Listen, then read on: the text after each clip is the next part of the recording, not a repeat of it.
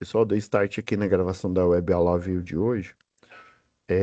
Eu vou só compartilhar com vocês as diretrizes do Senai Digital e depois a gente volta à nossa programação normal aí, tá?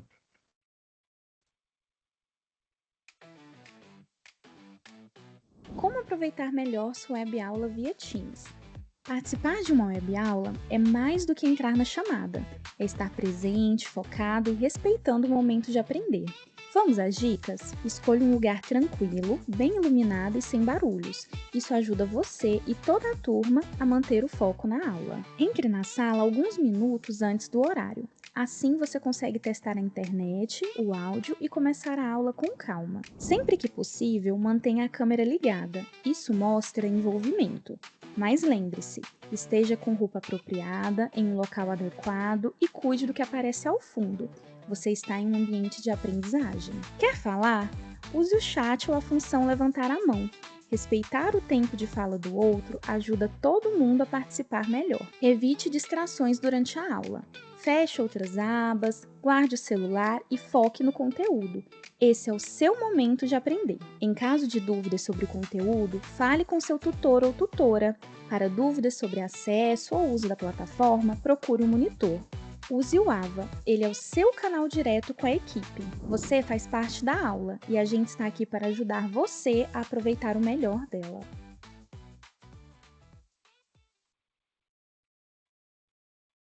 Beleza. Só compartilhar a tela aqui com vocês. Estava aqui tendo uma conversa antes de iniciar a gravação aqui com o Wesley e falando da dificuldade, tá, pessoal? É normal a dificuldade. Ele até fez uma pergunta e alguns já tinham entrado aí na aula, né? Que ele falou assim, professor, eu tenho algumas coisas que não tem lógica para mim, que qual que é a aplicabilidade no dia a dia? Eu vou precisar ficar Voltei. fazendo esses cálculos, né? Eu estava conversando sobre a nossa conversa aqui anterior. Eu vou precisar ficar fazendo esses cálculos todo santo dia, essa lei de Kirchhoff, né? Aí eu tava sentindo, né? Eu tava sentindo um chakra que você ia falar, o que se precisar, acho que eu não vou continuar desse curso, não. É assim, esses cálculos, você entender, né? Por exemplo, circuito, ele é mais complexo porque cada circuito é uma aplicação, um circuito de rádio, um de TV, um de um computador, de um CLP, ou de alguma máquina que eu nem estou imaginando que, sei lá, no próximo ano ela vai ser inventada. Tá? Então ele é complexo mesmo, mas o eletrotécnico, o engenheiro eletricista, ele deve, pelo menos, né, assim, no nível básico, entender, né, que os circuitos, visualizar, né, vocês viram que a gente, nos exercícios aqui, a gente faz muito desenho, né, o desenho, ele ajuda a gente visualizar o que que acontece internamente no circuito, né, então é importante, né, mas assim, respondendo a pergunta para quem entrou depois aqui, né, você não vai ficar resolvendo esses exercícios no dia a dia, mesmo porque o operador do sistema, ninguém que trabalha lá consegue fazer isso em tempo real. Todos esses cálculos que a gente está fazendo aqui na mão, né, para entender, né, o objetivo é entender o fenômeno do circuito elétrico, né, lá na física 3 chama eletrodinâmica, né, é como que o elétron se movimenta dentro do circuito, né? Como que transfere potência e os seus implementos ali, né? Satélites ali, o resistor, o capacitor, o indutor, né? E até os circuitos eletrônicos, que aí num curso técnico em eletrônica ou numa engenharia eletrônica estuda até mais aprofundado do que no curso técnico ou na engenharia elétrica, né? Então é para você entender os princípios por quê? Igual eu comentei isso ontem com a turma que está exatamente nessa mesma aula aqui, né? Você precisa entender porque ou você vai dar um treinamento, né? Ou você, não, ou não, né? Você vai fazer um projeto, né? Igual o Wesley falou que trabalhei como projetista, né? Não que você precise nos projetos hoje em dia ficar fazendo cálculo na mão, porque você tem a tecnologia BIM, né? Você tem o próprio, junto ali com o AutoCAD, né? E hoje em dia, numa indústria aí, numa empresa, numa construtora, né? As últimas que eu trabalhei, todas tinham algum produto, ou o AutoCAD Illumine, ou o CAD-Proj, ou o CAD elétrico também tem, que é da Autodesk também. E mais atualmente, né? Na atualidade, né? Você tem o Revit. O Revit, ele não é só um programa, ele é um pacote de programas. E ele começa desde a arquitetura, também ele ajuda na engenharia civil, na engenharia elétrica, na engenharia mecânica, para o engenheiro civil estrutural também, né? Antigamente a gente fazia o cálculo estrutural, tem o SAP 2000, né, que é um programa ali que ajuda a calcular os esforços mecânicos ali numa estrutura metálica, né? Então, assim, é importante você saber os princípios aí da sua área, né? No caso nosso aqui, circuitos elétricos. Por quê? Porque, por exemplo, o operador nacional do sistema, ele trabalha com um programa chamado SCADA, né? Um programa de escala aí, né? É, no Brasil inteiro. E esse programa SCADA, ele tem vários outros subprogramas que utilizam esses cálculos que a gente estudou aí na atividade 2, 4 e 5 da SAP 1, tá? Então ele faz isso automaticamente, né, de forma. Eu até estava comentando com o Wesley, na verdade, a programação, né, se a gente ficar com medo de análise de circuitos, sistemas lineares, né, álgebra linear, saiba você que a gente só está aqui no streaming, né, ou só temos computadores, porque a programação basicamente é álgebra linear. A inteligência artificial também, a rede neural também é em álgebra linear. Meu Deus do céu, professor, então estamos enrolados sem a álgebra linear. Basicamente, bancos de dados, né? Os bancos de dados aí, os computadores, eles são armazenados aí com informações elétricas, mas de forma matricial, tá? Tem o SSD, né? Aquele o NVMe na pastilha dele, nos computadores mais antigos aí, né? Ou até hoje em dia, a gente ainda tem HD aí, né? HD eletromagnético ali, né? O disco magnético. Antigamente era fita, né? A mesma fita, não sei se algum de vocês, é, da minha época eu lembro, fita cassete, né? Os primeiros videogames eram em fita cassete, tá? Que as fitas cassete que a gente comprava lá, que tinham o forró, que tinha, né, Festa Mix, né? Era tudo os primeiros videogames. Tem um videogame que ele não foi muito difundido aqui no Brasil, principalmente aqui no Goiás, aqui, né? Foi mais ali para São Paulo, o MSX. É fita cassete, é informação eletromagnética, que depois virou um disco magnético em alta velocidade, e hoje é um armazenamento de estado sólido, né? Elétrico, né? Ali, né? Ou seja, passou de magnético para elétrico, e dentro do SSD tem vários pequenos capacitores. Aconselho vocês a pegarem mais informação sobre isso. Tem um canal no YouTube chama Brand Education. Tem a versão dele em português. Ele explica tudo, como é que funciona um SSD, como é que funciona um HD. E a programação basicamente é matriz. Matriz é álgebra linear, tá? Então, basicamente, é para o profissional entender como é que funciona, né, as engrenagens, para ele poder até mesmo projetar ou ajudar um, um cientista da computação para fazer um programa, né, E hoje o sistema que a gente tem do operador do nacional aí é tudo automático. Antigamente ele era eletromecânico, né? Tinham falhas mecânicas. Hoje em dia é elétrico e mecânico também, né? Mas principalmente tem a computação em tempo real, né? Uma hora dessa, se alguma indústria entrar no sistema, ele já detecta e aí o gerador ele fica mais pesado, né, o eixo ali, né, porque está consumindo carga.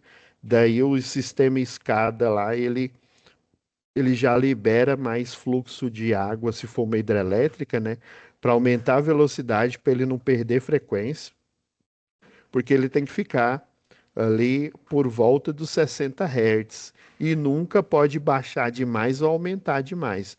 Quando desliga um cliente, uma carga muito pesada ou pequena, o eixo do gerador fica mais leve, aí ele tem que fazer esse ajuste fino em tempo real, 24 horas por dia, 7 dias por semana. E graças, né, à álgebra linear, né, à computação, os transistores, é possível a gente fazer isso em tempo real e não ficar se preocupando, né? Antigamente, né, no início aí, tinham apagões aí com muito mais frequência. Hoje em dia você tem com a frequência muito menor, né?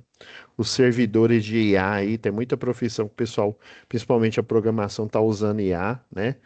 Então, se a energia faltar, também falta IA, né? E é aquela história, né? Vai gerando um efeito borboleta. E eu estava comentando com o Wesley também que o eletrotécnico, a gente vai falar, abordar melhor isso lá no próximo módulo. O eletrotécnico, ele pode fazer laudo, ele pode ganhar muito dinheiro fazendo laudo de conformidade das instalações elétricas. Mas o professor achava que era só o engenheiro, não. O eletrotécnico pode fazer. É óbvio que o engenheiro ele pode fazer de todo o espectro relacionado a circuitos elétricos, mas dentro da sua atribuição, né? E é importante vocês entenderem o que que é esse termo, atribuição, né? Atribuição seria a possibilidade de você fazer um serviço a mais. Igual eu sou engenheiro eletricista, eu tenho atribuição na área da elétrica.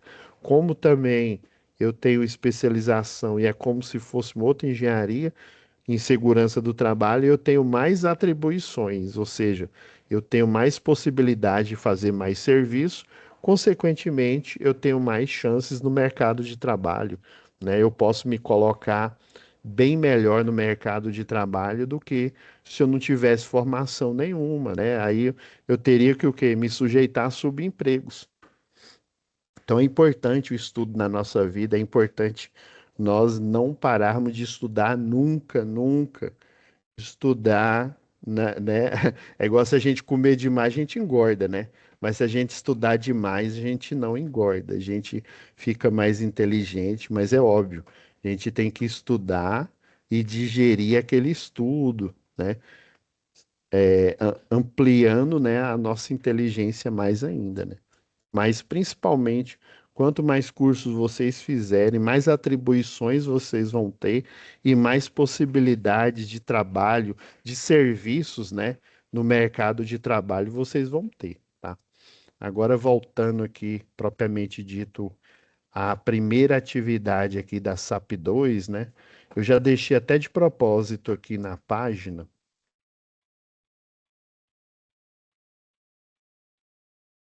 Então, esse circuito aqui, pessoal,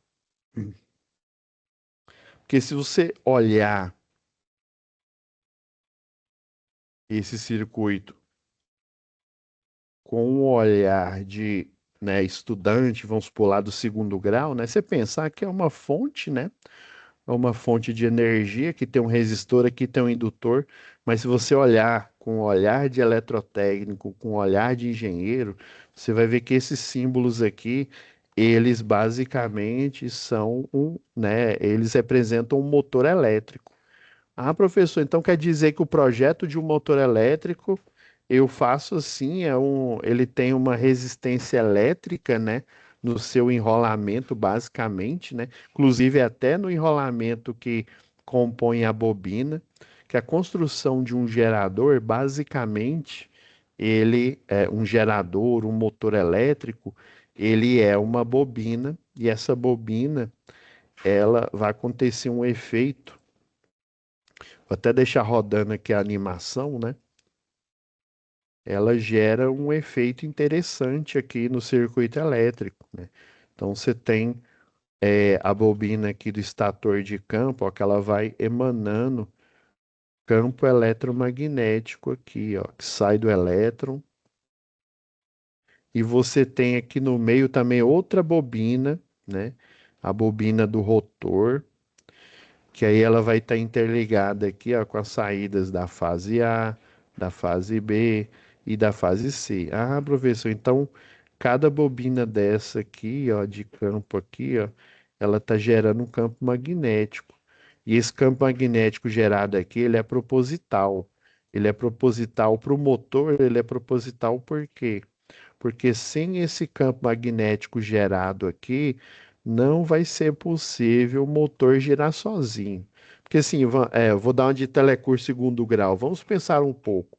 Vocês já pararam para pensar que eu tenho, né, uma carcaça de metal, eu tenho um eixo, eu tenho um metal aqui fixo, né, e eu tenho um eixo rotativo. Já pararam para pensar o que que faz esse eixo rodar, né? Não parece magia? Imagina você lá em 1600, você pega lá o carro DeLorean lá do Marty McFly, né? Você pega lá o DeLorean, aparece lá, né? Na Santa Inquisição, nem lembro em que época que foi, aparece, né? Você leva uma bateria, algum implemento ali para gerar energia e coloca o motor aqui, ele começa a girar sozinho. Eles vão começar. Valei, meu Deus do céu, o capiroto tá aqui, ó. Esse trem tá girando sozinho, meu Deus do céu, socorro, né? Esse cara é o cramunhão. Não. São princípios que foram estudados pelos físicos e que foram sendo aprendidos ao longo do tempo e depois evoluiu para a máquina elétrica.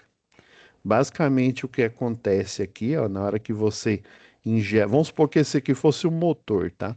Você injeta tensão aqui na um motor trifásico, fase A, B e C, né?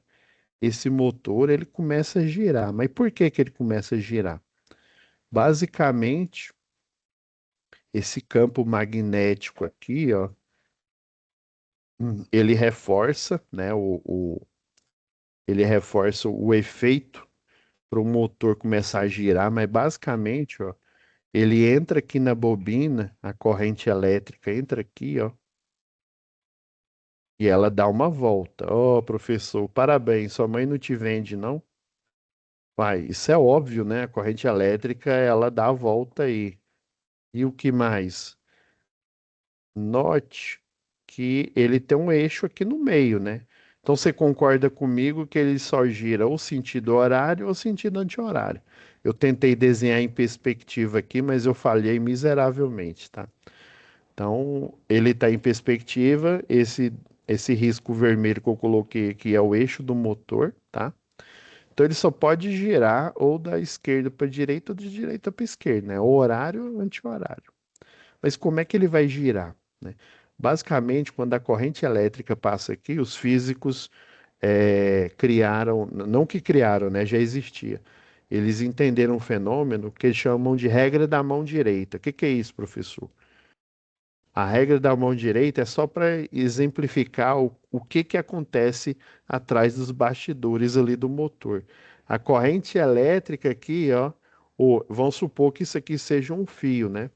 O seu dedão é a corrente elétrica passando no fio.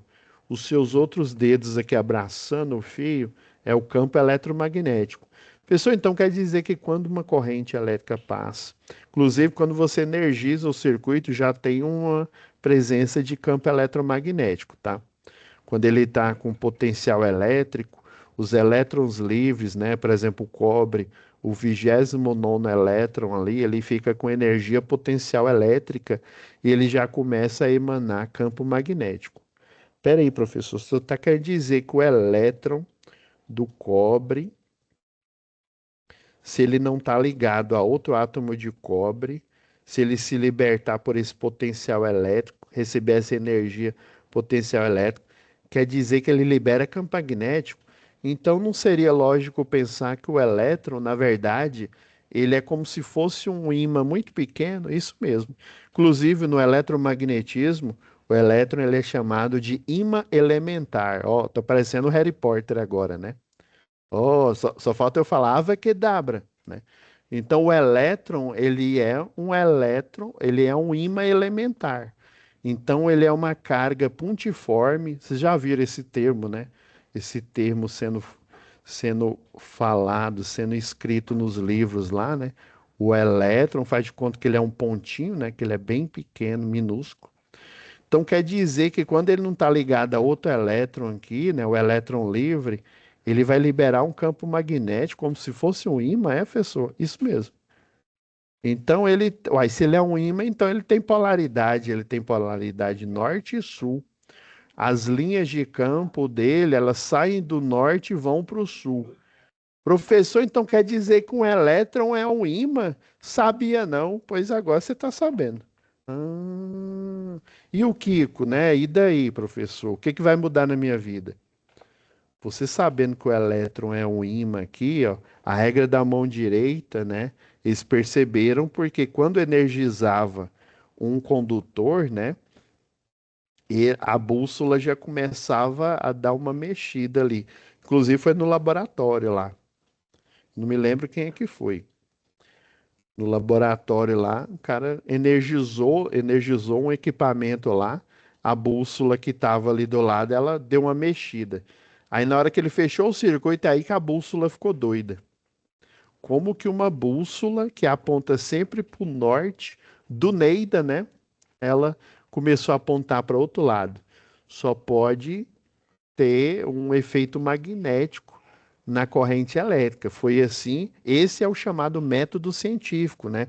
É o método dedutivo. Você faz um experimento, você tem premissas, né? Dessas premissas você cria uma hipótese, né? E dessa hipótese provada, né? Você gera uma tese, né? Que é a regra da mão direita. Então, tem corrente elétrica, tem campo eletromagnético em volta. Quanto maior o campo eletromagnético, ou quanto maior a corrente, maior é a abrangência do campo magnético. Em função da geometria cilíndrica do fio, né, do condutor, esse campo eletromagnético é circular aqui. Eles descobriram. E descobriram uma outra coisa interessante. Certa vez no laboratório lá, descobriram, né, fazendo exatamente esse desenho aqui, ó, só que com um pedaço de arame. Prenderam ele aqui no meio e não sei por que cargas d'água fizeram isso, mas graças a Deus fizeram isso, né? Hoje em dia nós temos as indústrias aí, né, que fabricam motores aí, tudo que a gente pensa, tudo que é construído aí, tudo que é fabricado, né? A gente só compra produto mais barato porque você tem produção em massa, né? Olha o capitalismo funcionando aí. Então, quando o elétron se liberta da eletrosfera ali, né, e gera o fluxo ordenado de elétrons, ele vai liberar um campo magnético e vai acontecer uma coisa curiosa. Como essa bobina ela estava presa aqui, ó, ela só podia se mexer, né, no sentido horário ou no sentido anti-horário. Ele percebeu que a bobina começou a girar. E ele, valei, meu Deus do céu, começou a girar. E daí, depois fazendo vários experimentos, eles perceberam que quando a corrente elétrica, ó, o meu dedão tá nessa posição, né? Aparece um vetor força. Professor, o que que é isso? Traduz para o português Brasil. O vetor é uma força. Força da onde? Lá do elétron. Peraí, professor, você está querendo dizer na minha cara que um elétron dentro, né, minúsculo, dentro de um condutor, ele faz uma força mecânica. Acertou isso mesmo. E ele descobriu que esse elétron fazia uma força para baixo. Deixa eu pegar um outro vetor aqui. Ele fazia uma força para baixo. Na hora que ele dava a volta, do outro lado, ele fazia uma força para cima. Pera, para. Não, vou dar um de João Kleber aqui. Para. Não, tá amarrado. Pera aí, professor, você está querendo dizer que o elétron se liberta, tem um campo eletromagnético e vai sair uma força, dependendo da direção onde ele está indo, essa força ou ela é para baixo ou ela é para cima. Como esse elétron está controlado dentro de um condutor, ó, na hora que ele está em um lado aqui, a força é para baixo. Na hora que ele, tá vendo que ele muda de sentido aqui, a força é para cima.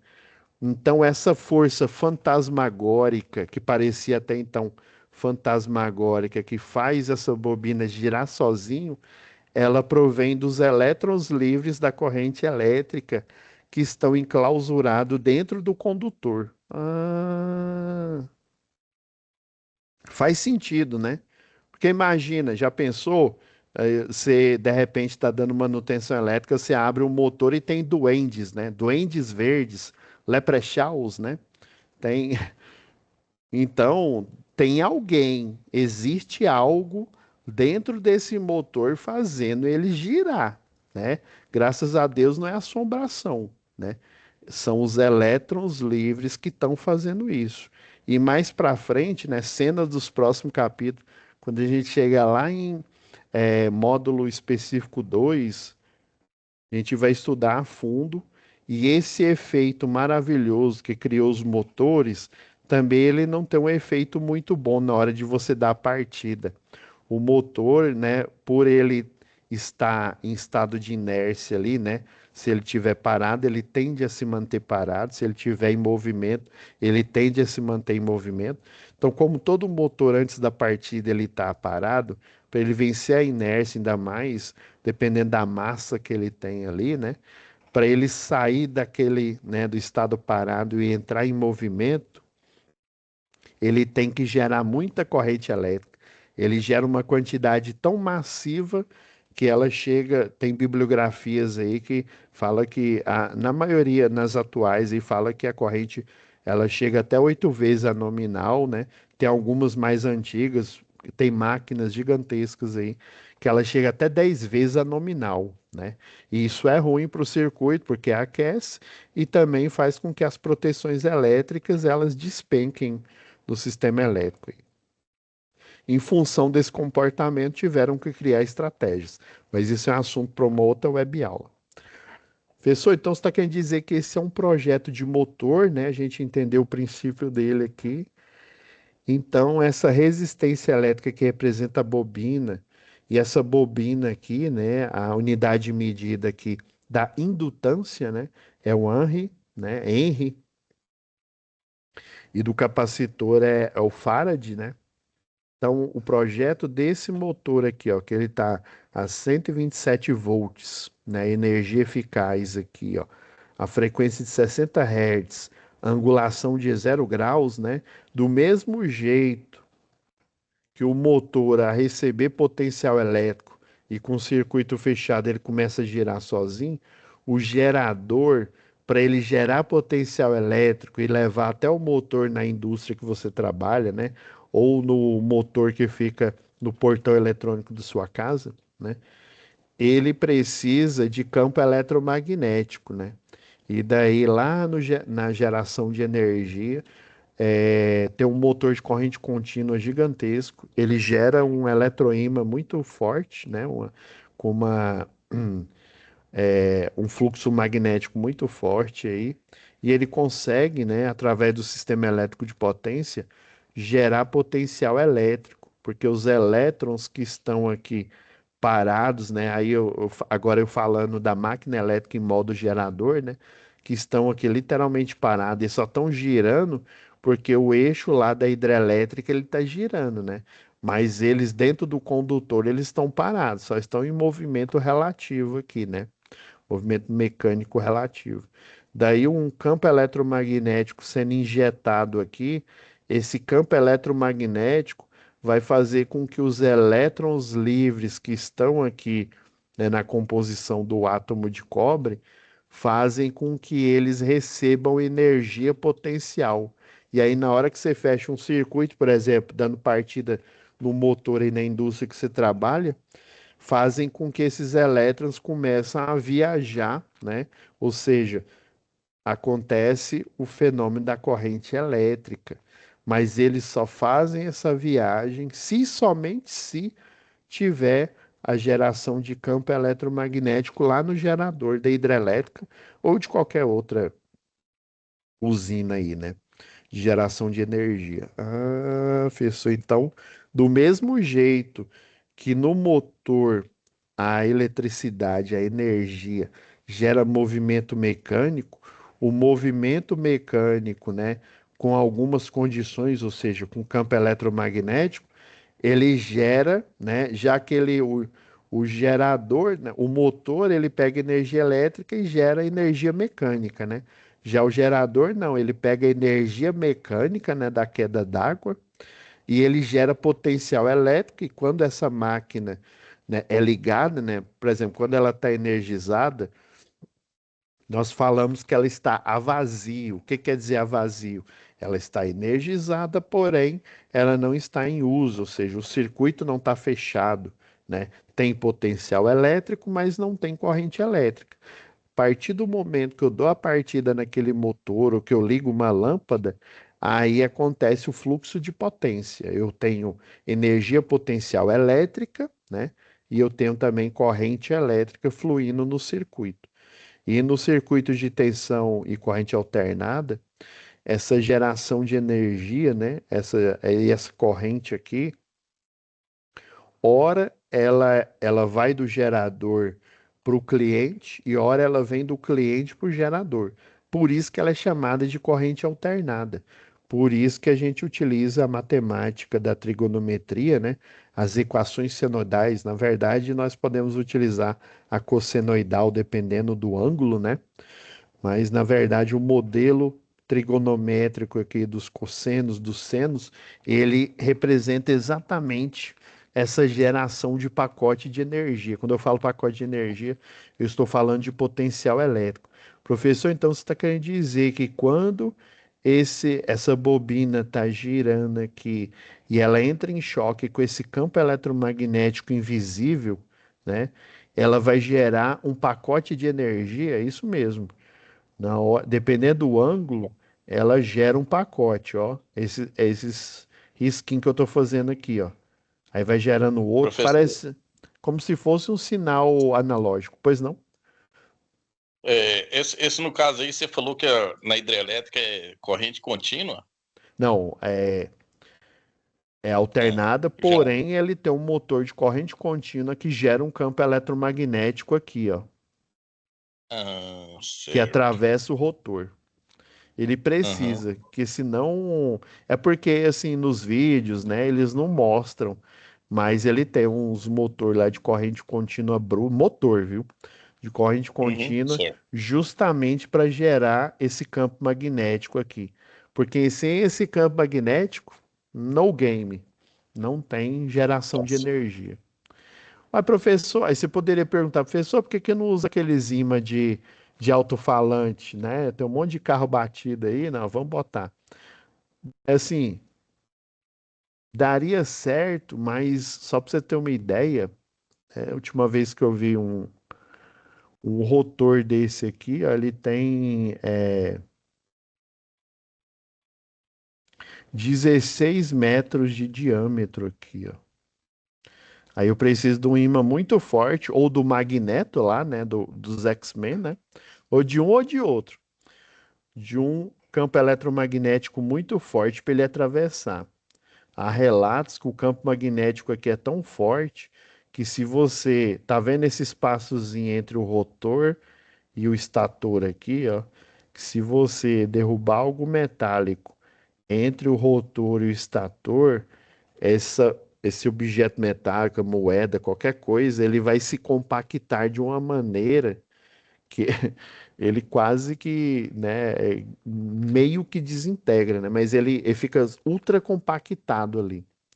Ele fica preso ali, né, nesse vórtice aí de campo magnético, porque aí ele recebe energia que é campo magnético muito forte, ó, de um lado, e daí, ó, todo motor, todo gerador, né, enfim, toda máquina elétrica, ela não é construída como uma peça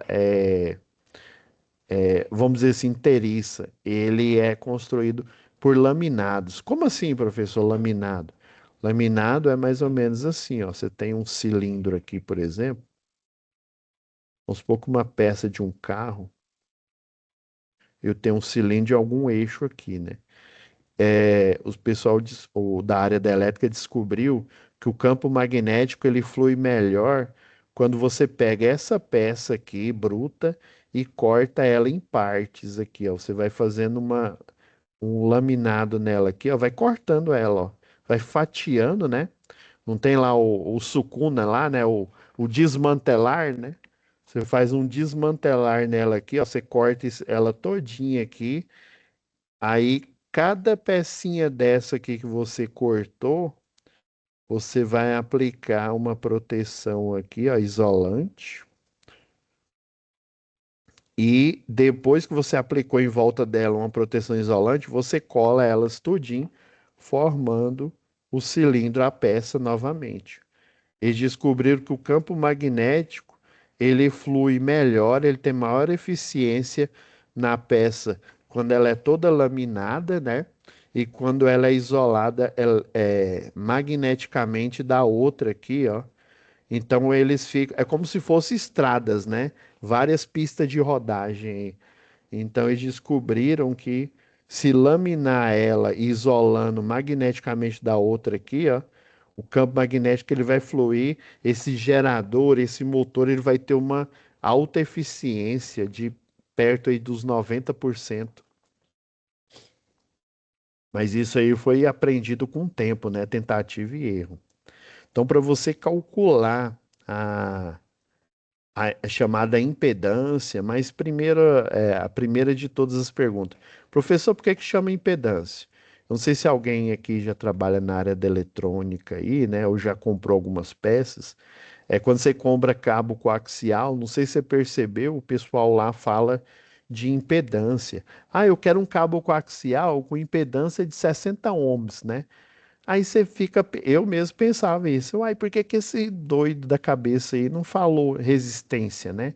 Ele fala um outro nome, que eu não sei o que que é, mas ele fala a unidade de medida da resistência. Quando ele fala de impedância, você pode ter certeza que naquele circuito deve ter um efeito de tensão e de corrente alternada. Algum efeito deve ter ali, né? De corrente e tensão alternada. E daí os cientistas descobriram, né, para complicar mais ainda a nossa cabeça, né, dos profissionais aqui, eles descobriram que tem algumas soluções, assim como na matemática, né, as soluções aqui do projeto do circuito, elas culminam, ou seja, o resultado é um número pertencente aos números complexos. E você ter uma. Isso não é só na elétrica, não, viu? Aí você pensa assim: ah, não, eu vou abandonar a elétrica, eu vou para mecânica. Lá na mecânica tem também, né? Toda e qualquer engenharia de equipamento mecânico a elétrico, fibras óticas. Quando você equaciona, às vezes, não é sempre, tá? Vai o resultado daquele projeto, né? Por exemplo, esse motor aqui, ele tá expresso de forma numérica, ó. Ele está expresso pela resistência e pela indutância da bobina dele, tá? Então eu tenho um motor completo aqui, ó, num risquinho de papel aqui, ó, nesse caderno virtual aqui. Então eu tenho o valor da resistência elétrica e eu tenho o valor da indutância. Só que eles descobriram, né, no desenvolvimento de motor, no desenvolvimento de gerador, de transformador, né, que em circuitos de tensão alternada, os indutores, os capacitores, eles geram uma espécie de resistência. Aí, para não falar assim, a resistência do capacitor, a resistência do indutor, eles resolveram chamar de outro nome. Resolveram chamar de reatância indutiva, quando é no indutor, né? Na bobina, ou reatância capacitiva, quando esse efeito resistivo, né, essa influência, né, ela altera tanto o capacitor quanto o indutor, ele altera o valor da resistência da máquina em função dos seus efeitos, né? Do capacitor, no efeito de acumulação de carga, no indutor, no efeito, né, magnético aí, né? De acumulação de campo magnético, geração de campo magnético aqui, né? Então, quer dizer que se eu pegar só a parte de fiação e tirar a bobina de um motor, vai aparecer 20 ohms para esse motor aqui. Se eu colocar o indutor aqui e vir com o multímetro e aferir novamente, vai dar outro resultado. Esse resultado é porque a bobina ou o capacitor, dependendo do tipo de motor, ela vai gerar um valor de resistência diferente. Daí eles criaram o conceito de reatância indutiva. Foram lá no laboratório e descobriram que o cálculo é você calcular 2 vezes π vezes a frequência da rede, né? A rede elétrica ela tem uma frequência de 60 Hz, né? Ou seja, esse ciclo completo aqui, ele acontece, né? A frequência aqui, 60 Hz, quer dizer que o gerador aqui, ou o motor, ele girou 60 vezes em um segundo, é a indicação da frequência de 60 Hz, tá? Então, com a frequência da rede elétrica, se for um outro tipo de equipamento que varia a frequência, então você coloca outro valor de frequência, tá? Então, a frequência de 60 Hz é a indutância. Ela aqui está falando que ela tem 100 mili, né, vezes 10 a menos 3 Henri. E no caso da reatância indutiva do indutor do outro motor aqui, eu tenho dois motores, tá?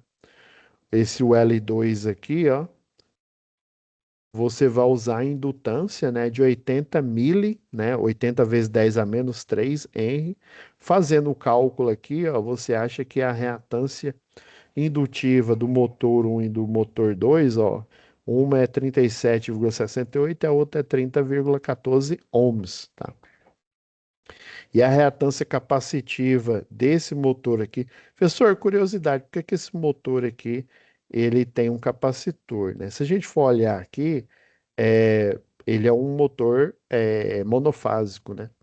Motores monofásicos, exemplo, o ventilador aí, né? O ventilador ele precisa, para ele girar, existem outras técnicas, tá? Mas existe alguns tipos de motor, algumas arquiteturas, como a gaiola de esquilo, tá? Deixa eu pegar um exemplo aqui para vocês, pra vocês não ficar no vácuo.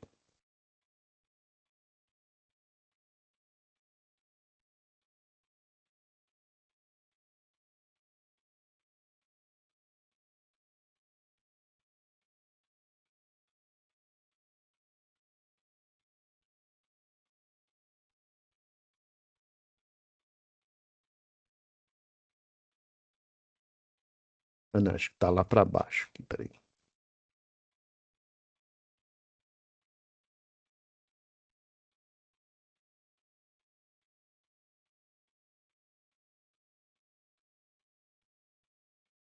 Ah, não, tá em acionamento, agora que eu lembrei.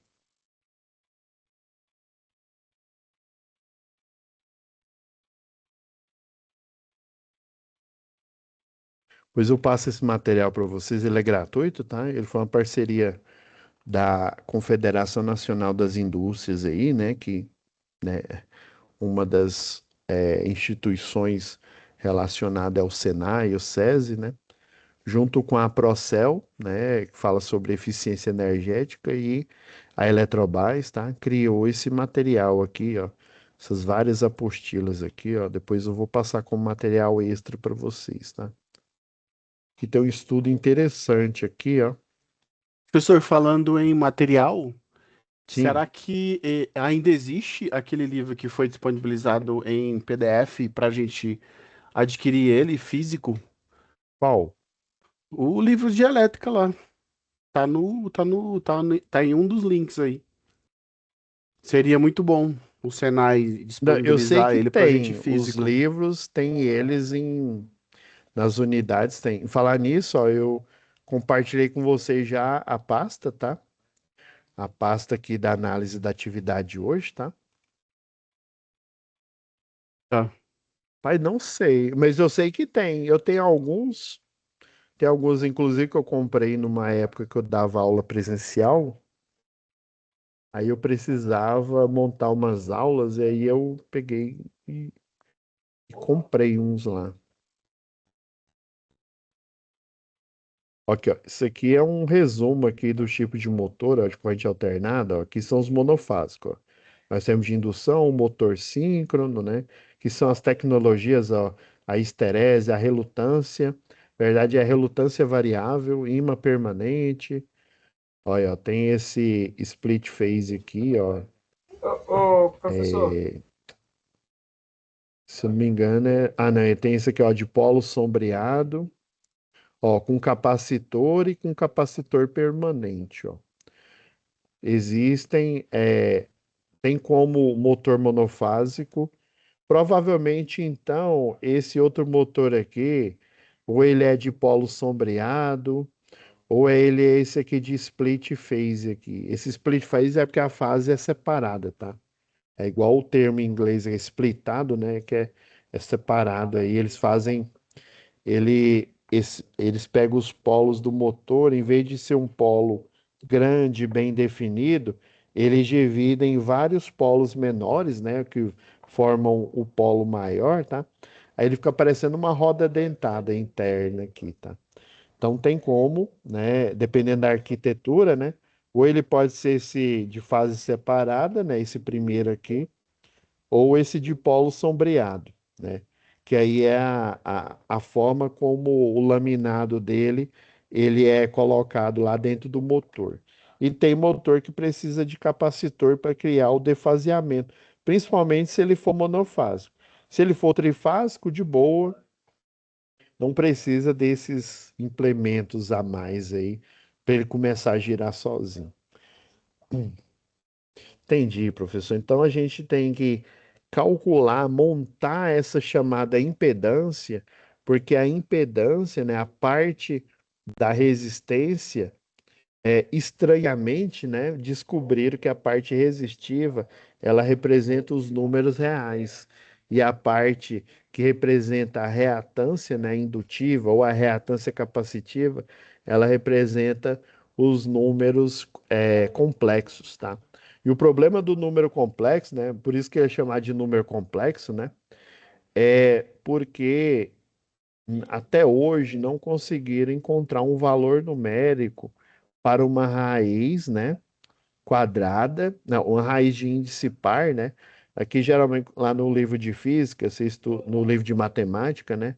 Aqui é o índice e aqui, por exemplo, é o expoente do número aqui, ó, pode ser um m. E aí em raízes de índice par, o 2, quando é raiz quadrada, o 2 nem aparece aqui, tá? Mas ele está subentendido. Quando é raiz de índice par, 2, né? 4, 6, 8, de números negativos, né? Não é só o menos um, não, tá? É número negativo. Você não consegue um representante numérico, ou pelo menos os matemáticos não conseguiram encontrar um representante numérico. Não parece capcioso, né? Não tem um número, justamente, não tem um número pertencente ao conjunto dos números reais que representa uma raiz de índice par negativo, né, de número negativo. Aí imagina você ter que projetar um motor desse e exatamente a parte indutiva é um número complexo. Como é que você vai resolver? Se não tivesse encontrado uma solução, os motores como a gente conhece hoje nem existiriam, tá? Mas é encontrada uma solução. Essa solução, né, ela começou a se desenhar, né?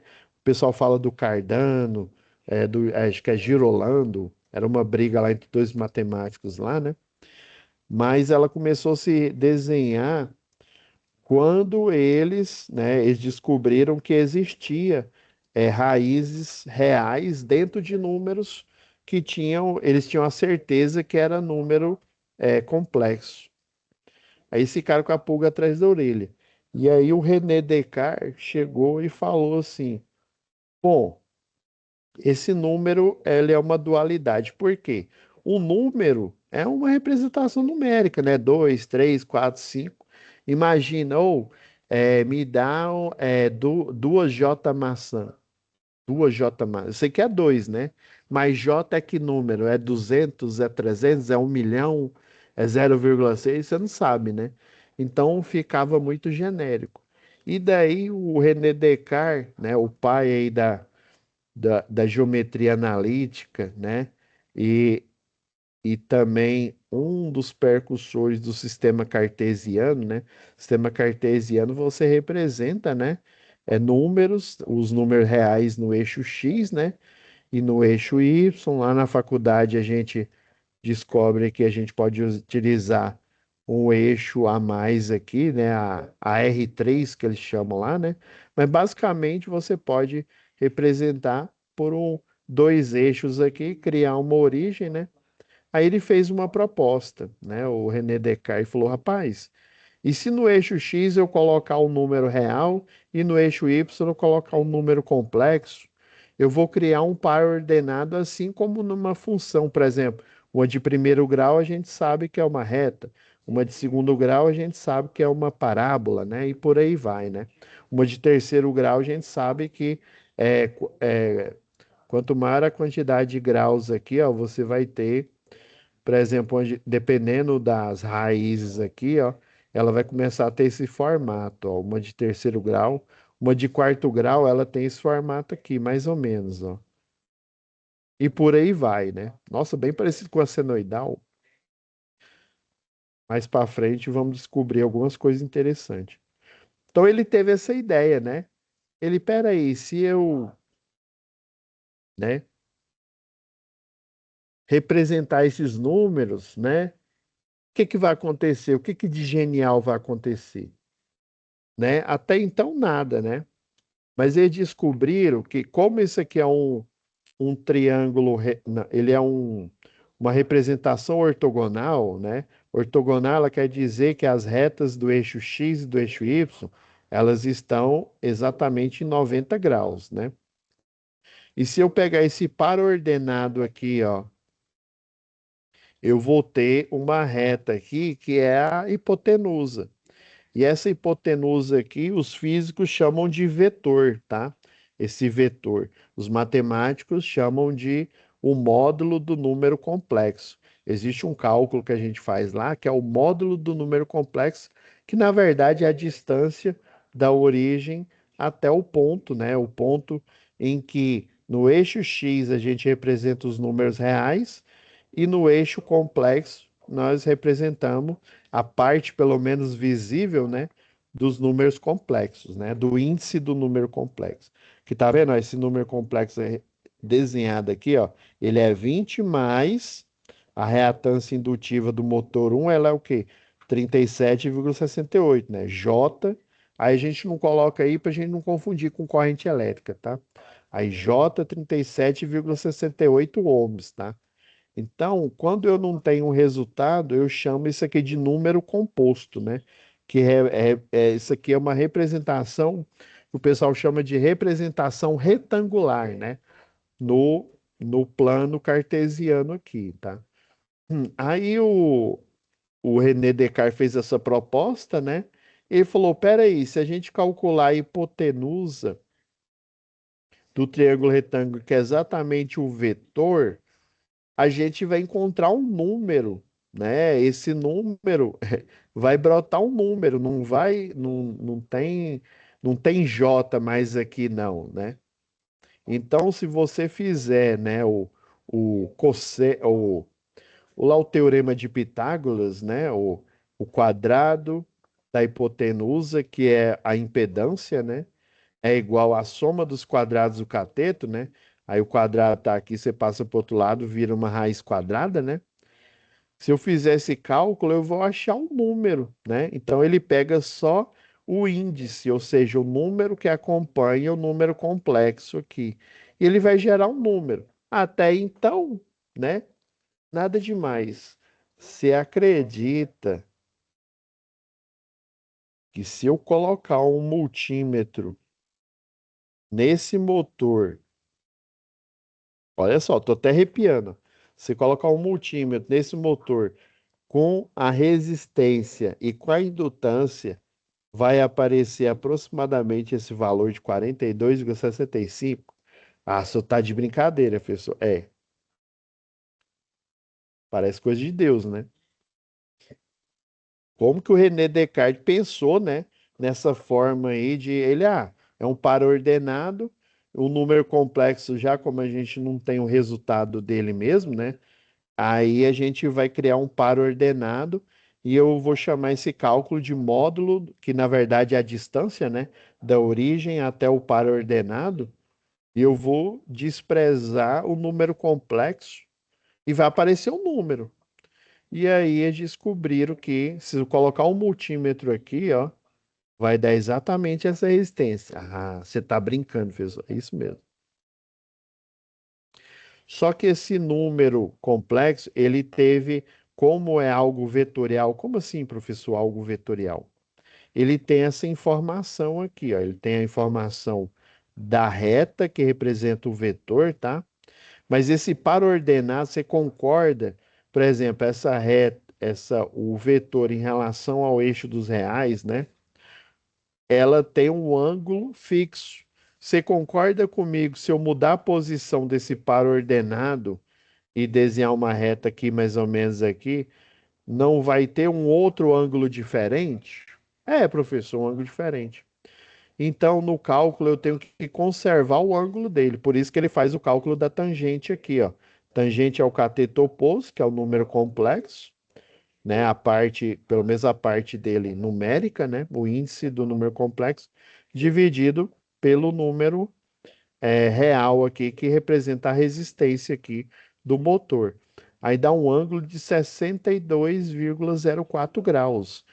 Então, esse número ele só vale, o 42,65, ele só vale porque ele tem esse ângulo aqui, dando a validade, dando exatamente a posição geométrica do par ordenado aqui, que representa a parte real, né, que é a parte do resistor, do motor, e a parte, né, da reatância indutiva desse motor aqui.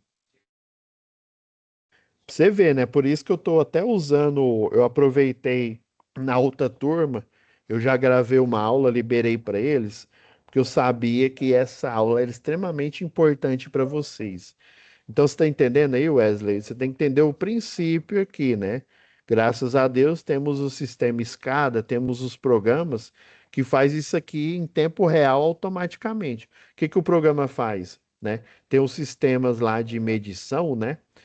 Os transformadores de corrente, de potência, potencial, desculpa, que eles aferem a tensão, aferem a corrente, né? E aí eles, né, mostram o que está em tempo real e eles também simulam esse cálculo. Se o que está em tempo real tiver diferente da simulação, quer dizer que está acontecendo alguma coisa errada lá em loco, lá no ponto, sei lá, a corrente elétrica aumentou porque está tendo um surto de corrente ali, né? Então, se tiver diferente da simulação, já vai lá no operador do sistema aparecer um alarme lá falando, olha, o circuito tal, o relé tal, do transformador tal, da usina de Giral, sei lá, de Capim Branco, tá acontecendo isso, tá com a sobrecorrente, né? Aí aparece até uma lista de status, possíveis problemas, sobrecorrente, né? Sei lá, um curto-circuito entre fase e fase, por exemplo, que aumentaria a diferença de potencial, então ele acusaria potencial elétrico diferente e corrente diferente, ou seja, potencial mais elevado, né, de fase em fase, e corrente provavelmente mais elevada também. Tá? Então, você vai representar essa impedância aqui, ó, na forma que eles chamam de forma polar, tá? Porque ela tem o vetor, né? Que você sabe que ele é a hipotenusa nessa representação aqui, e representa o ângulo, né, que é 62,04 graus aqui. Então, a informação dele, né, tá guardada. E faz todo sentido, né? O motor ele gira, né, dependendo do ângulo aqui, né? ele tem um nível de resistência, ele tem um nível de tensão, né, ou de corrente elétrica ali, né?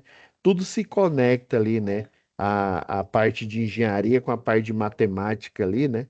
Ela se conecta ali, né?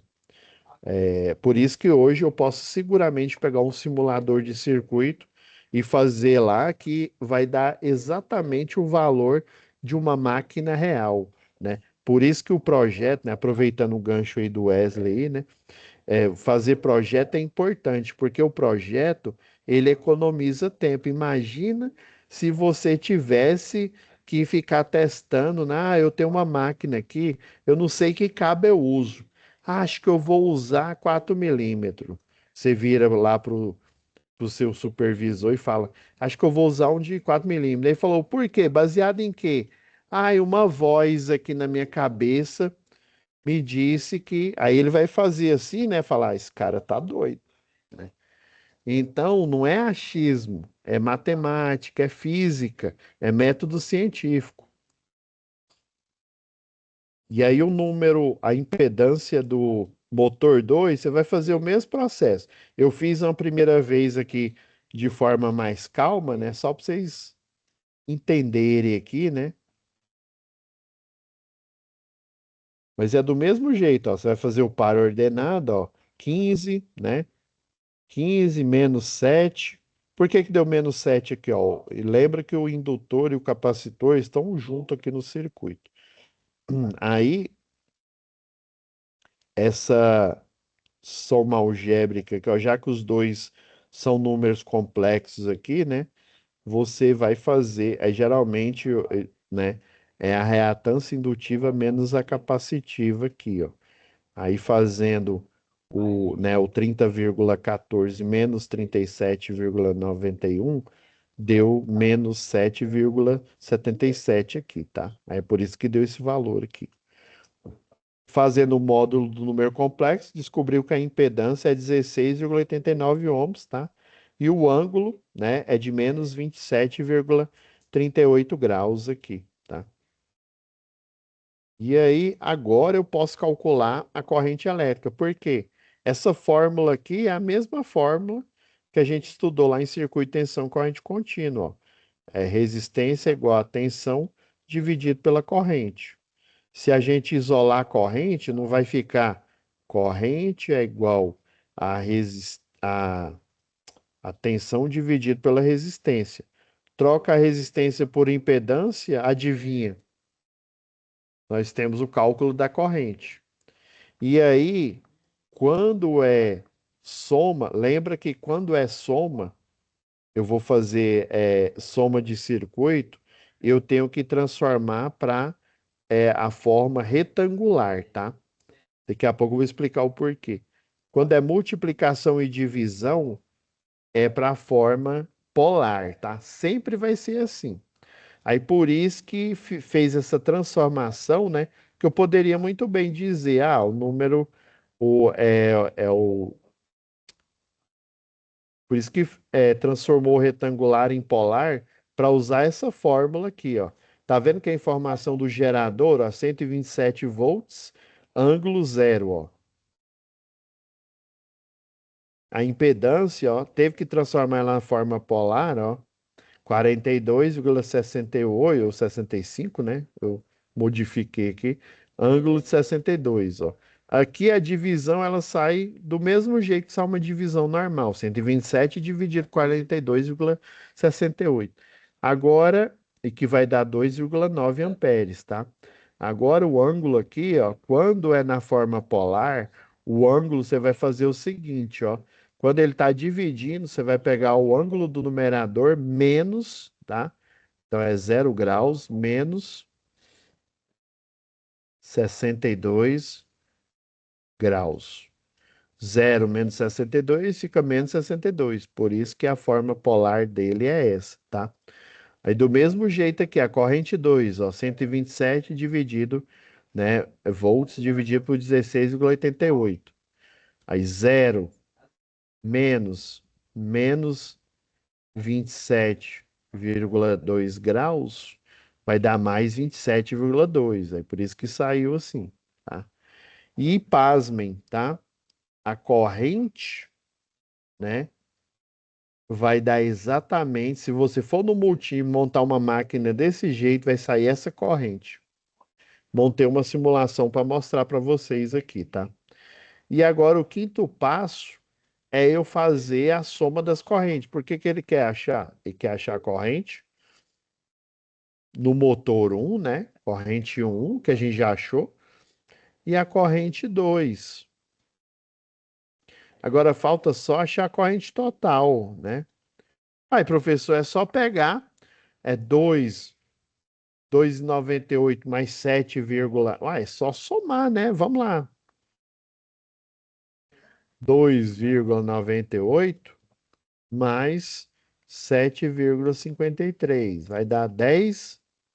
Não, se você pegar, montar essa máquina aí, ou colocar uma simulação igual eu vou mostrar agora, daqui a pouquinho para vocês, não vai aparecer esse valor, vai aparecer 8,0 alguma coisa aí. Porque na hora que eu somo correntes, né? Na hora que eu faço qualquer operação de soma com cálculo vetorial, eu estou fazendo uma soma e uma subtração geométrica. Professor, me ajuda a te ajudar, professor. Eu não estou entendendo. Calma. Então, vocês vão fazer aqui, ó, vão deduzir. Até peguei lá do livro que eu deixei de exemplo para vocês, lá do livro do IF, né? Você vai descobrir, né? Vai fazer aqui, né? A representação, encontrar. Aqui eu chamei esse de A, ó. Esse daqui é o de cima, aqui, ó. Esse de A e esse aqui de B, ó. Representação retangular, ó, da corrente 1. E essa aqui é a representação retangular da corrente 2, ó. É 1,39 menos 2,62 amperes, né? É J 2,62, né? Do I2, ó, 6,6 mais J 3,45 amperes. Isso aqui para um projeto não é aceitável, né? Eu tenho que tirar o número, né, real disso, né? Aí agora eu vou fazer a soma vetorial na hora que eu estiver na coordenada retangular, ó, eu vou pegar a parte real, somar com parte real, né? E parte imaginária, somar com parte imaginária. Ó, 1,39 mais 6,66, né? Deu 8,09. E menos 2,62 mais 3,45, né? Dá 0,83, né? Só que esse número também não é aceitável. Eu tenho que transformar ele em coordenada polar, né? Aí você tira o ângulo, vai descobrir que o ângulo é 5,88, né? E a corrente é 8,09, bem diferente da soma algébrica que a gente fez aqui. Professor, mas que magia é essa? Que negócio de. Deixa eu só pegar aqui para vocês entenderem aqui, ó.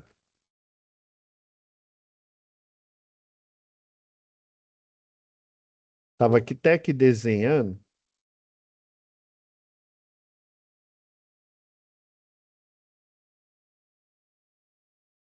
Quer ver? Ah, eu tinha prometido usar isso aqui, ó.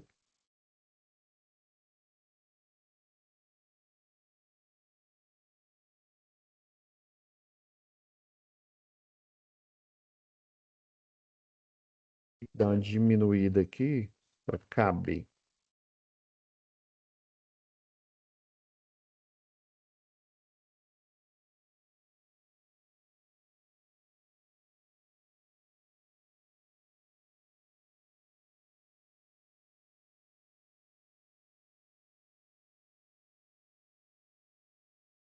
Ó, saca só. Um vetor, eu vou desenhar aqui, que aí aqui fica mais. Lembra da representação aqui, ó. Um vetor, aí tem a parte real, tem a parte imaginária aqui, ó. Você concorda comigo que se eu quiser multiplicar ele, esse vetor aqui, ó, ele vai ter o par ordenado dele, tem um A, tem um B aqui, né? Se eu quiser multiplicar, você concorda que ele só vai crescer de tamanho aqui, ó. Se eu multiplicar, ele só vai ficar maior, né? Obviamente, ele vai ter um outro par ordenado aqui, né? Na representação retangular. Mas esse vetor, você concorda que ele vai manter o ângulo dele? Se eu dividir, o que que vai acontecer? Ah, professor, se eu dividir esse vetor original, sei lá, por 2, ó, ele vai diminuir de tamanho. Vai ter uma representação retangular diferente, né? Para ordenar diferente, porém o ângulo vai se manter. É aí que está a jogada das somas algébricas e das somas vetoriais. Como a soma algébrica ela é um símbolo, é uma representação de número, né? Eu posso somar, posso subtrair, posso dividir, multiplicar usando a nossa regra da álgebra normal. Agora, quando eu trato de geometria e é um vetor, né? É um, é um segmento de reta no espaço, ele tem a formação do ângulo em relação, né, ao eixo do real e também ao eixo dos conjuntos imaginários aqui, né? Mas só um ângulo aqui basta para ele travar, tá? Agora, quando eu faço soma, eu não posso pegar simplesmente, né, o vetor que está aqui e transportar ele para cá, né? Na verdade, eles vão sair da mesma origem, né? Vamos supor, pegar um vetor, deixa eu mudar de cor aqui. Um outro vetor aqui, ó, vou somar os dois, ó. Ambos têm informação de ângulo diferente, ou um é maior que o outro, tá? E aí fica complicado. Aí você estudou lá em geometria plana, e quando você tem vetores aqui, ó, mas tem esse, deixa eu pegar o preto aqui, ó. E esse verde aqui, ó. Ah, na verdade, vou usar a ferramenta de seleção aqui, ó. Vou fazer uma cópia deles aqui, ó, melhor. Eu manter a informação.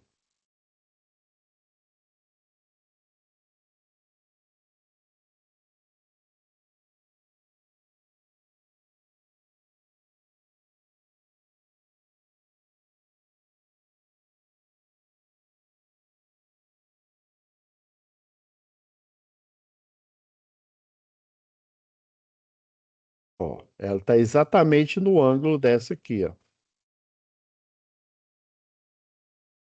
Ó, vou pegar esse pedaço de reta aqui, ó.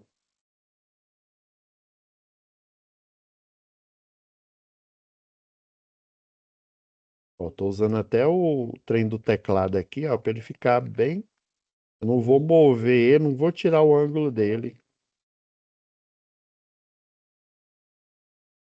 Aqui a gente sabe que a ponta dele tá aqui, né? A ponta desse aqui tá aqui.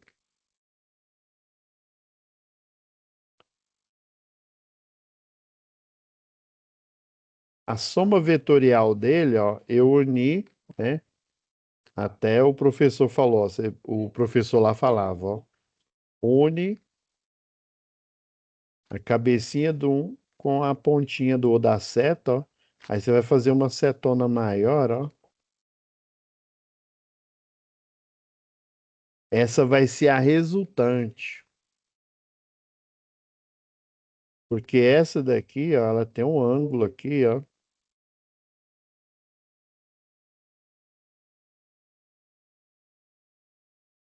Existem retas paralelas. Lembra que você estudava em geometria ali, ó? Ângulos alternos externos, alternos internos, ó, eles têm o mesmo ângulo aqui, né? A soma desses dois aqui dá 180 graus, né? Não Existe força a todo. amizade, não, professor. Não, ainda tem a regra do paralelogramo, né? Para eu somar esses dois vetores aqui, ó. Eu faço isso aqui, ó. Desenho uma reta aqui nos dois aqui, ó.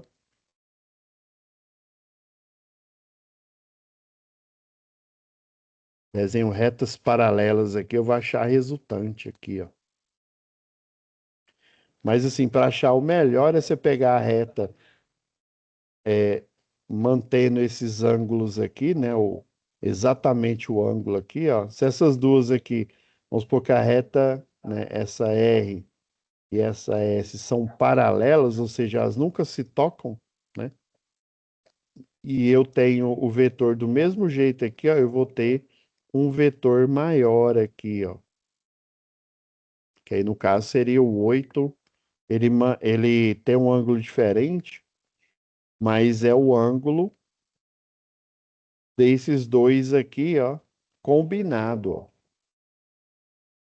Porque enquanto, ó, se ele, você concorda se ele fosse reto aqui, ele ficaria mais aberto, né? Mas como ele tem esse ângulo, é como se ele pegasse o ângulo que foi criado da intersecção desses dois aqui, ó. Esse um novo ângulo aqui, né? O ângulo 3. E isso geometricamente, né?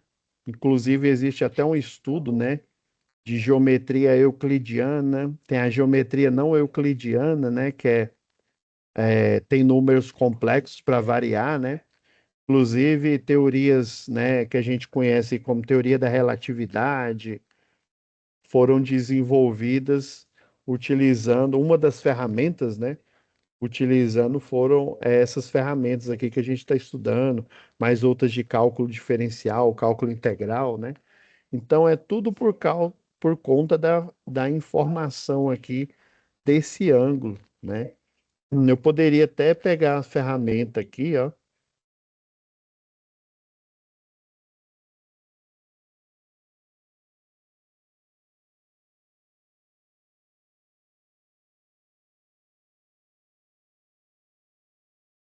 Pegar aqui, ó, para ser bem, mas bem preciosista mesmo, ó.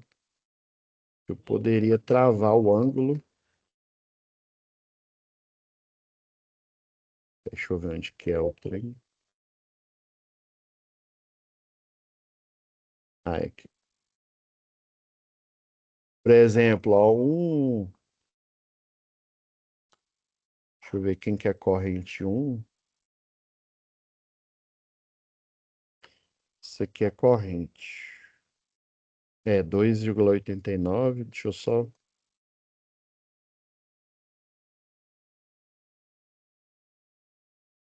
Essa aqui, 2,89 e 7,53. É esses ângulos aqui. E esse aqui, ó, tá. Deixa eu ver se tem como dar uma diminuída aqui, ó. Esse vetor aqui, ó, eu vou até apagar esse aqui de trás.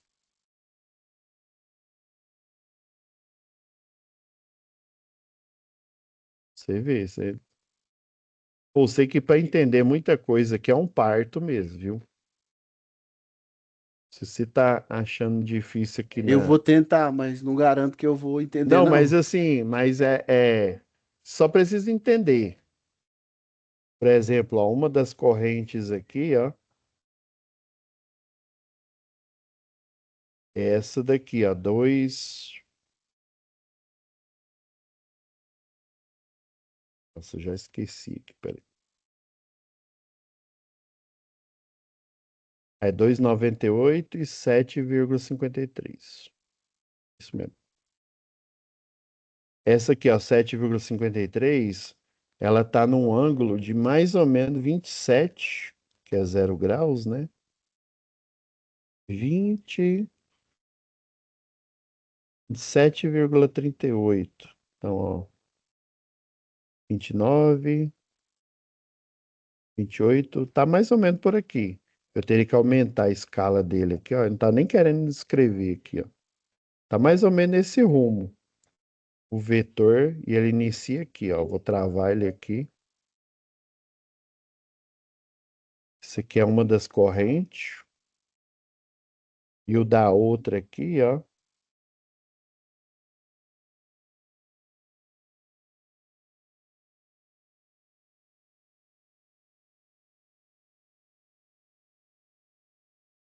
Menos 62. Teria que mover tudo para cá.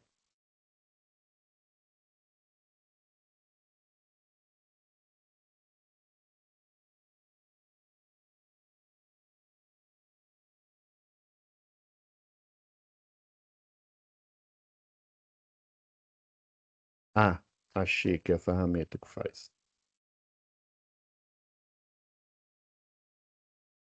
Ó, aqui dá 0, né? 90 graus, né? Ó, 60.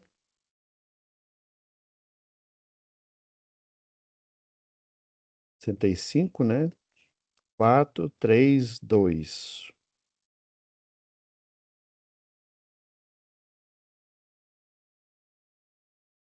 Mais ou menos aqui.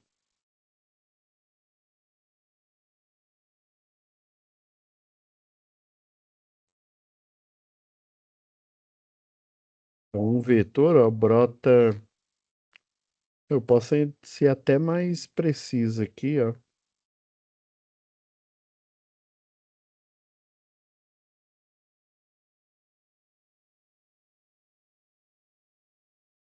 Depois, se vocês quiserem o nome dessa ferramenta aqui, eu passo para vocês, viu? É um site aqui que é negócio de aula EAD. Isso aqui ajuda bastante, dependendo da disciplina que a gente ministra.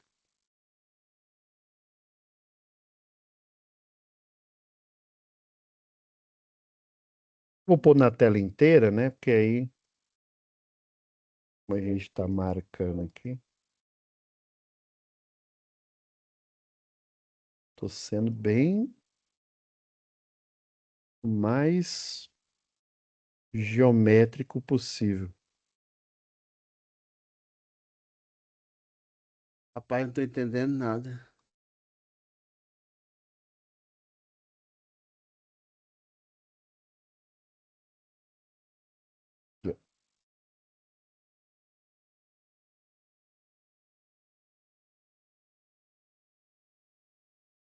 Travar o zero aqui e ajustar aqui, ó.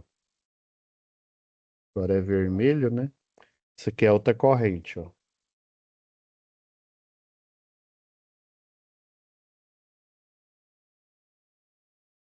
A regra do paralelogramo diz aqui, ó.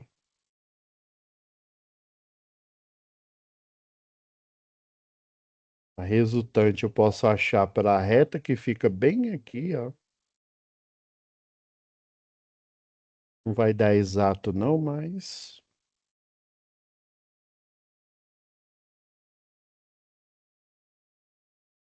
isso aqui lá no curso de engenharia ia ser uma mão na roda aqui, ó. Que inclusive, ó, você pode usar. Vou até copiar aqui, ó. Ctrl C, Ctrl V.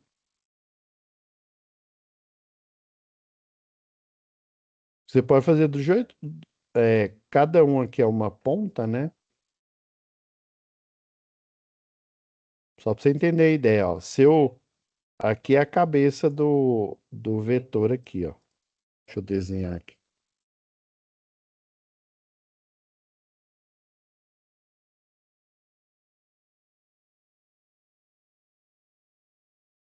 Isso aqui chama regra do paralelogramo, ó. Se eu colocar em 90 graus aqui, em 90 graus aqui, ó.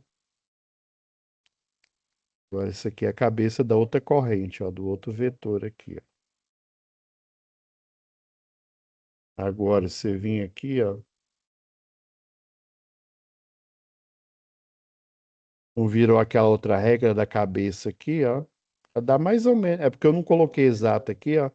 Mas ela deveria dar mais ou menos por aqui, ó. Do mesmo jeito, se eu manter a reta aqui nesse ponto que eu travei e pegar esse vetor e colocar na ponta dele, ó. Você entendeu? De qualquer jeito, ele vai chegar nesse vetor aqui, ó. Que é os 8, deu quanto?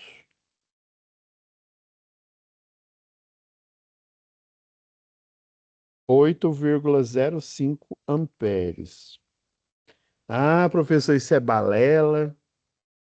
Pois, e pior que dá certo mesmo, gente. Aí eu tenho essa simulação aqui para a gente fechar aqui. Esse no multisim aqui. Esse aqui é o mesmo circuito, tá? Esse, o XMM3, ele representa a corrente total aqui, tá? Eu já coloquei como amperímetro, né? Alternado. O XMM1 representa essa corrente aqui, ó, do motor 1. O XMM2 representa a corrente do motor 2 aqui, ó. Isso aqui é um osciloscópio só para vocês verem a onda. É só nele que a gente consegue ver a senoidal, né? Os pacotes de energia sendo criados, ó. Olha só. Espera aí dar uma estabilizada. Tá vendo, ó? Lembra que a corrente do 1 deu 2,90 alguma coisa. A corrente do motor 2 deu 7,5 alguma coisa. E ali, lá no meu cálculo, deu 0,9. Eu posso ter o. Porque aqui ele está fazendo exato, ó, com 3 casas depois da vírgula. Deu 8,09, né? Aqui deu 8,1, tá? Então seria. Vamos supor que esse aqui fosse o circuito que vocês fazem lá na protoboard, no laboratório, né? Aí esse aqui seria o real. E o que vocês fizeram foi o cálculo aí. E esse cálculo ele pode dar bem parecido com esse se você, na hora que fizer os cálculos, em vez de você fazer a aproximação, é porque toda vez que você faz uma aproximação, você acrescenta um erro no cálculo teórico. Mas se você usar a fração parcial, e o único jeito de usar a fração parcial é você fazendo uma rotina de computador, né? Um programinha, e aí no programinha você vai utilizar, você vai pedir para ele fazer em forma de frações a soma, né? Que aí no final é que ele faz, na hora de dar o resultado das correntes, né? Da corrente total e das correntes de cada motor, é que ele vai fazer a aproximação. Aí por isso que ele dá esse resultado um pouco diferente, mas está vendo que é igual? Não deveria ser, né? Aí você buga a mente, né? Uai, mas não deveria ser 10, né? Porque o professor explicou que a que entra no circuito é igual à soma das que saem, né? Então, ó, no meu tinha dado 2,99, né? É porque aqui, ó, 2 casas depois da vírgula, se quer 6, então aqui vai para 8, né? Então, ainda, no meu ainda tem mais erro, né? Vamos pegar exatamente igual tá dando aqui, ó. Algebricamente, não deveria ser 2,976, né? Com 3 casas, mais, né? Se não fosse vetorial, né? Se fosse algébrico, 7,525 teria que dar 10,501 ou 10,5 amperes, ó. E, no entanto, está dando 8,124. Não, professor, é porque esse programa de computador, ele tá fechado com outras forças malignas aí. Não, eu quero ver isso lá no laboratório. Se a gente for lá no laboratório, pegar um motor de corrente alternada aí, monofásico ou trifásico, fizer a soma, né? Se a gente não esquecer e fizer a soma algébrica, por isso que muitos em subestações, né, você tem a instrumentação de medição, porque quando é circuito de tensão e corrente alternado, né, ou às vezes num de corrente contínua que tem gerador de clock, né, de frequência ali, né, ele pode dar um valor alterado ali, né, e aí se você fizer a soma algébrica dá tudo errado aqui, né? De corrente, tá? Se envolver soma e subtração, se você for fazer na mão, você tem que transformar em polar, tá? Agora, se fosse multiplicação e divisão, daria o mesmo valor. Louco, né? Então é isso, pessoal. Essa aula foi especial aqui porque eu precisava mostrar isso aqui para vocês, né? Eu sei que a cabeça deve estar doendo, né? Não, professor, que trem esquisito é esse? Geometria, metendo geometria no meio de circuito, né? Eu achava que esse tem geometria só tinha em arquitetura, em, né, em engenharia civil, em mecânica, né? Tem aqui também, só que uma coisa menos palpável, né? Uma coisa é a gente fazer geometria de uma estrutura metálica, né? Agora em elétrons que estão dentro ali, né, que a gente só imagina, né? Então é por isso que a gente tem que visualizar o que acontece no circuito. Por isso que é importante na hora que você está fazendo exercício, você desenhar, fazendo ele passo a passo e sempre pensando, o elétron vai estar se movendo assim, né? O professor falou que tensão e corrente alternada, né? Na hora da soma, ela é geométrica e subtração é geométrica. No caso, multiplicação e divisão, eu faço do mesmo jeito que é o algébrico, né? Aí quando alguém falar geométrico ou vetorial, dá no mesmo, tá? É a mesma coisa. Então é isso, pessoal. Dúvidas? Eu acredito que muitas, né? Mas Vou ter que isso ver essa aqui. aula umas 500 vezes. Não, mas guarda ela. A sorte, né? A sorte da geração de vocês hoje que fica gravada, viu? Salva essa aula, baixa, tem uns codec aí que você baixa a aula, né? Salva ela, né? E guarda, porque tem muita coisa que eu queria rever, só que a minha aula, né, na minha época não tinha EAD, né? Nem sonhava em ter EAD, era 100% presencial. E se a gente faltasse alguma aula, eu sempre cuidava para eu não faltar, né? Para eu sempre estar lá, porque se a gente faltava, a gente perdia alguma informação, né? E aí é ruim depois você, de formado, trabalhando, ter que encontrar essa informação sozinha, né? Ou nem saber que ela existe, né? E de repente se deparar com isso, né? Aí fica até complicado, né? Aí vão começar a falar, "Ih, esse profissional, não sei não, é. Esse eletrotécnico, esse engenheiro foi feito nas coxas, né? Tô mentindo, né? Acontece isso muito no mercado de trabalho, né?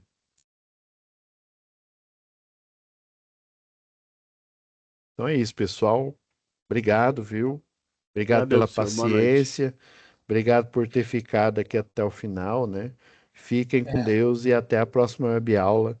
A próxima é mais light, tá? Fiquem com Deus. Beleza, boa Por isso noite. só tem um exercício desse, viu? Que é só para você entender o conceito. Meu Deus do céu. Até mais, galera. Até mais, professor.